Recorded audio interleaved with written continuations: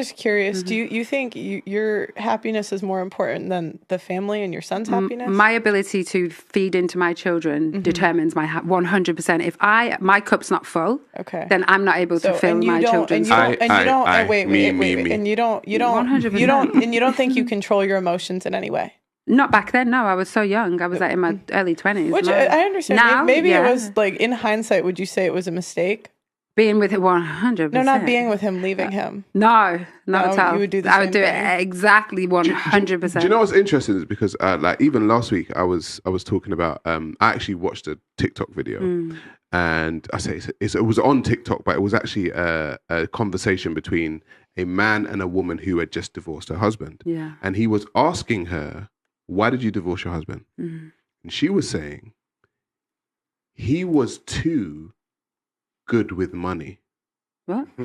And this is what she was saying. She was saying he liked to save, he didn't like to spend.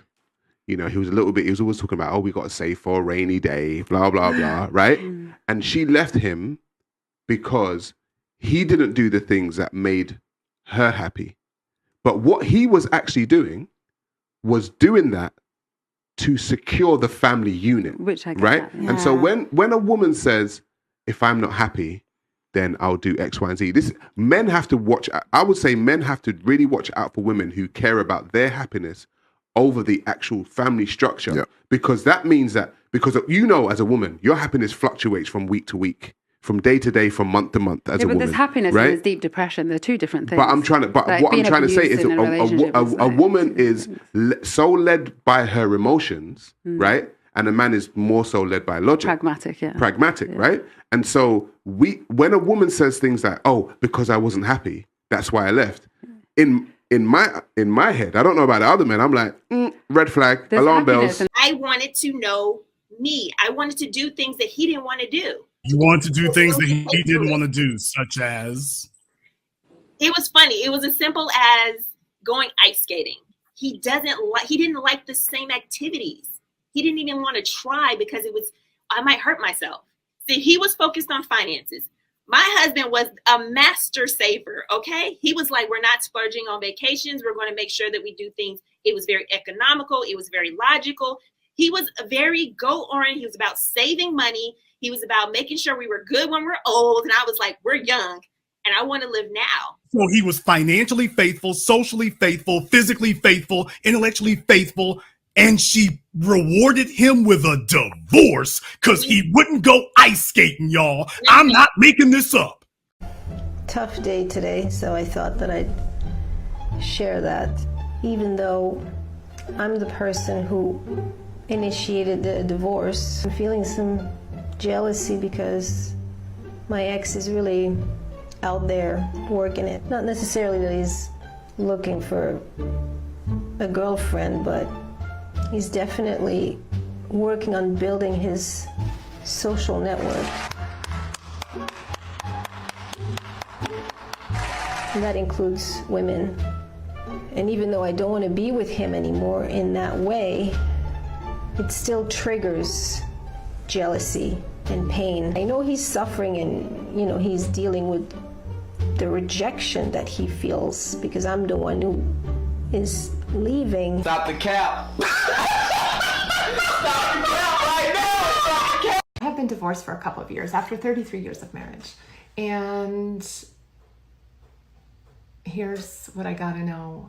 Does it get easier? Because it's starting to feel like the whole purpose of dating is to go out with strange men to endure really awful things in order to come home and create crazy TikTok stories. I mean, somebody tell me there's more to this than that. So this woman was married for a total of 33 years. 33 years, man. That's over 3 decades. She's been married longer than I've been doing pickup. Right? Which is about 3 decades now.